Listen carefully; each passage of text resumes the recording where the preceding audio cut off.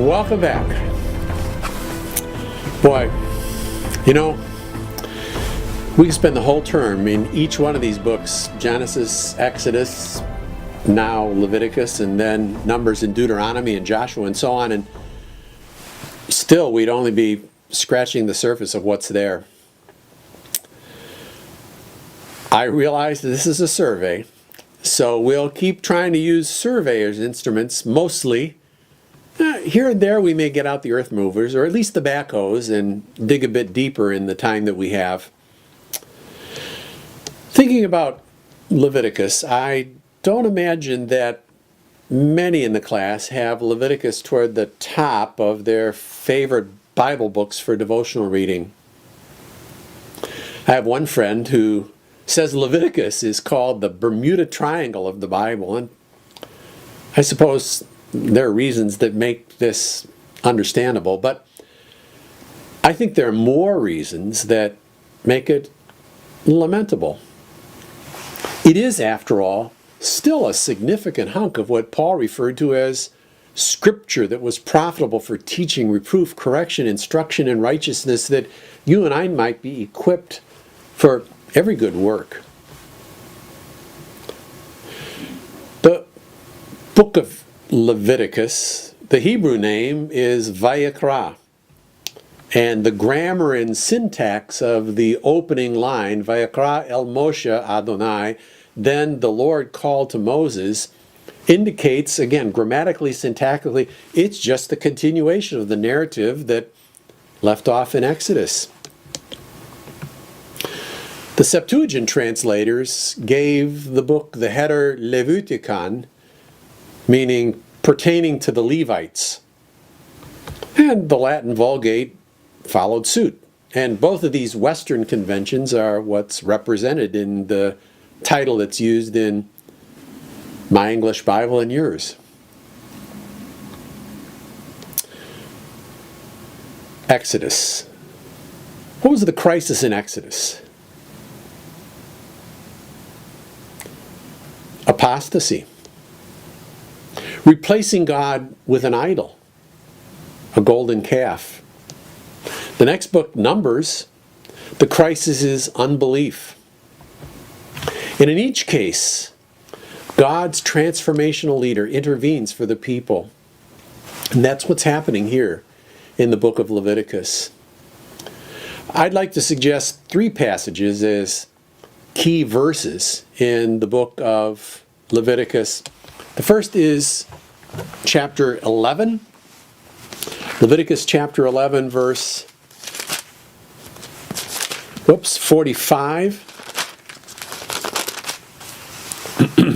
For I am the Lord who brought you up from the land of Egypt to be your God.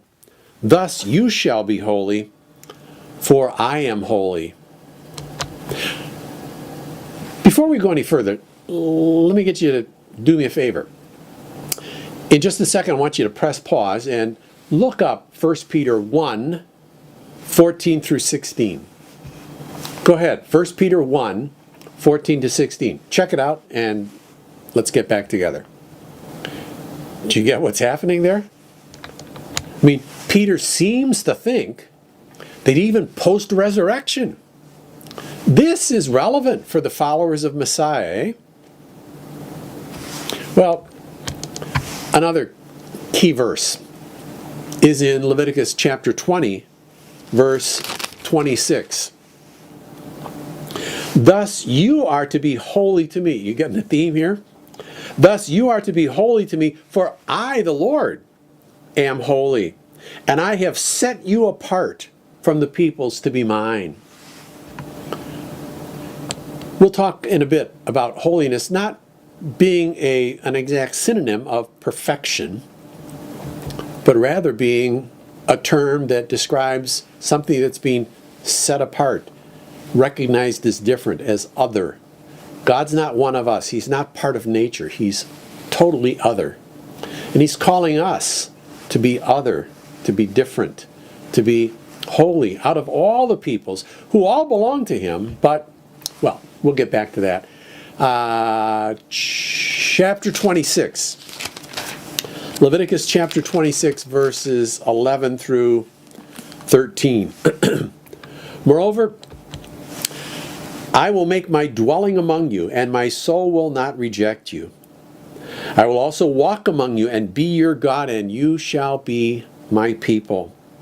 I am the Lord your God, who brought you out of the land of Egypt, so that you should not be their slaves. And I have broke the bar of your yoke, and made you to walk erect.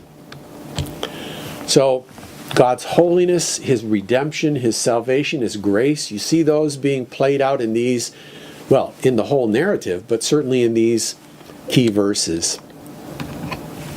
The genre of Leviticus. Well, overall, it's narrative, but it does contain a lot of legislation interwoven with the narrative, doesn't it?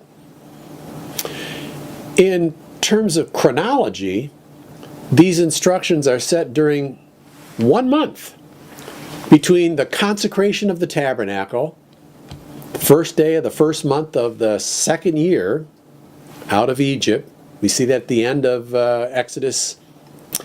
So between the consecration of the tabernacle and the taking of the census, Numbers chapter 1, on the first day of the second month of the second year. So, the setting of the book of Leviticus is in the wilderness. We come across statements, descriptions, narratives, such as in chapter 13, verse 46. He shall remain unclean all the days during which he has infection. He is unclean. He shall live alone. His dwelling shall be outside the camp. So this is not a settled situation. They're in the wilderness, camping. This is a long camping trip. So here at the tent of meeting, God is giving these instructions to His covenant people. Chapters 8 through 10, chapter 16 are non-legal narrative. The majority is speeches of Yahweh. First, Yahweh describes offerings in chapters 1 through 7, and then Moses ordains Aaron, who blesses the people, chapters 8 and 9. Nadab and Abihu, Aaron's sons, use strange fire and they're destroyed, chapter 10. Instructions regarding clean and unclean, chapters 11, 12, 13, 14, 15.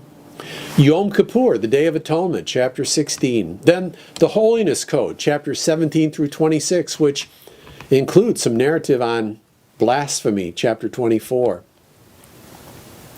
The last is a discourse on vows, chapter 27. So then, what's the apparent purpose of the book? What was the intended purpose for the first audience? How was it relevant to subsequent generations? I'd like to suggest that the purpose of the book is to show God keeps His promise. Remember back in Exodus 25, talking about the tabernacle, there I will meet with you. And from above the mercy seat, and from between the two cherubim which are upon the ark of the testimony, I will speak to you about all that I will give you in commandment for the sons of Israel. So God keeps His word. Secondly, it teaches God's people about God's holiness, His otherness. I think thirdly, the book of Leviticus reveals more about God's mercy. Fourth, it prepares God's people for the coming one of promise. And last, it prepares God's people for their world-blessing mission. See, these instructions, I think, work on two levels. Most directly, they're instructions for the designated priests, Aaron's family. But since this whole people is to be a kingdom of priests, it's teaching the believing community as well about holiness and worship and witness. So the book of Leviticus plays a key role in Hebrew theology and worship. and later on in formative Judaism as well. It was one of the books traditionally taught to Jewish children. That's an interesting consideration when we talked about how popular it is among Christians for devotions. Leviticus really is a majority focus of the Talmud. Think of it, all the language of the New Testament about holiness, about believers being referred to as saints, has its central grounding here. We already saw how Peter cites Leviticus and then challenges those discouraged believers that he's discipling in 1 Peter 1. He says, as obedient children, don't be conformed to the passions of your former ignorance, but as he who called you is holy, so you be holy in all your conduct. Since it is written, so here it's scripture, you shall be holy, for I am holy, citing from Leviticus 11. Well, I appreciate Gordon Wenham's summary in his commentary on Leviticus. He talks about the principles underlying the Old Testament are valid and authoritative for the Christian, but the particular applications found in the Old Testament may not be. The moral principles are the same today, but insofar as our situation often differs from the Old Testament setting, the application of the principles in our society may well be different now. I mean, we see that between the Pentateuch and later, once they get settled into the land. When the setting changes, some of the application changes as well. But he goes on. The Levitical ritual is still of immense relevance. It was in terms of these sacrifices that Jesus himself and the early church understood his atoning death. Leviticus provided the theological models for their understanding. So, if we wish to walk in the Lord's steps, to think his thoughts after him, we must attempt to understand the sacrificial system of Leviticus. It was established by the same God who sent his Son to die for us. And in rediscovering the principles of worship written there, we may learn something of the way that we should approach a holy God. Think about that. We'll see you in a bit.